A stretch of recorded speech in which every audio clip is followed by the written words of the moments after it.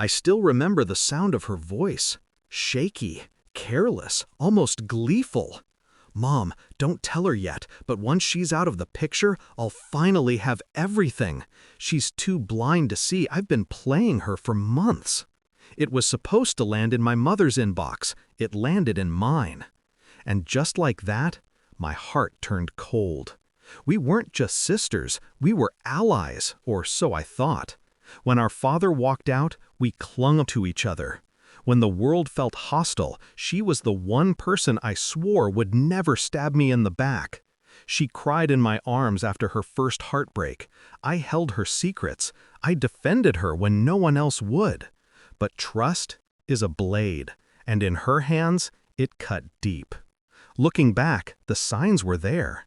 The hesitation when I entered a room, the hushed calls that stopped the second I appeared. The way she suddenly cared about my accounts, my contacts, my investments. I brushed it off as paranoia, because who suspects blood? Then the voice memo arrived, and paranoia became proof. I didn't confront her, not then.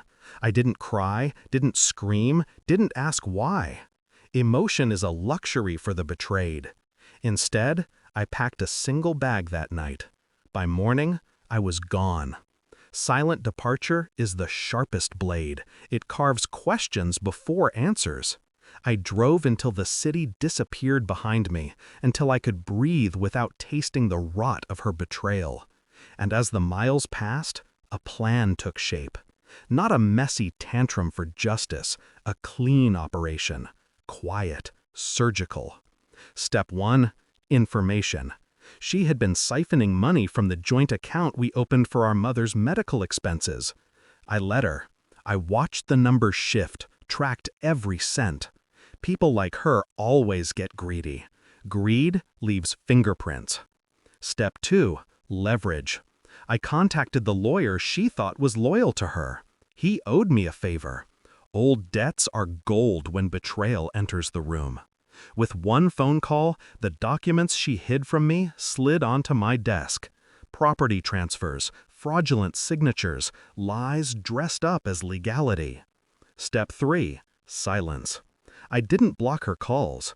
I let her messages pile up, the cheerful ones turning anxious, the anxious ones turning desperate. She thought my absence meant weakness. She thought she'd won. That illusion was her leash. The real strike came 3 weeks later. A family dinner, my mother's birthday, the perfect stage. I walked in late, calm, composed. Her smile faltered the second she saw me, as if she had seen a ghost she buried too early.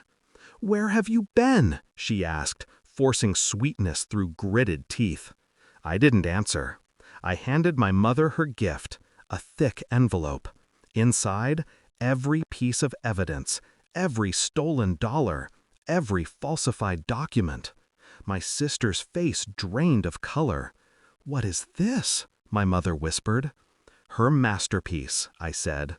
"A performance months in the making. She thought she'd fool you. She thought she'd erase me." The room froze. Forks clattered. Eyes turned. And in that silence, I saw it. The collapse. Her mask slipped. Her voice cracked.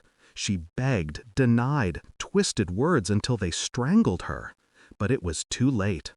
The lawyer entered next, right on cue. Papers in hand, ready signatures. My mother's medical fund was restored. Properties reclaimed. My sister's name replaced with mine. She tried to lunge at me, but all I did was lean close enough to whisper, "You should have made sure that memo reached the right person." Her eyes widened. Rage, horror, realization. A cocktail I savored. The fallout was brutal. She lost everything she schemed for. Reputation shredded, trust obliterated, doors closed before she could knock. She still calls sometimes, leaves messages dripping with venom or tears. I don't listen. People ask if I regret it, if revenge tastes as sweet as they say. The truth? It isn't sweet. It's sharp. It cuts going down. But It leaves you clean. I didn't just take her down. I erased the illusion that family is unbreakable. I replaced it with something stronger, the knowledge that silence is power, patience is a weapon, and betrayal is only fatal if you don't return the strike. So no, I don't regret. I regret trusting her. I regret loving her more than she deserved. But the revenge? That? I'd do all over again. Because she thought she owned the final move. She forgot one thing. I don't play to survive betrayal. I play to end it.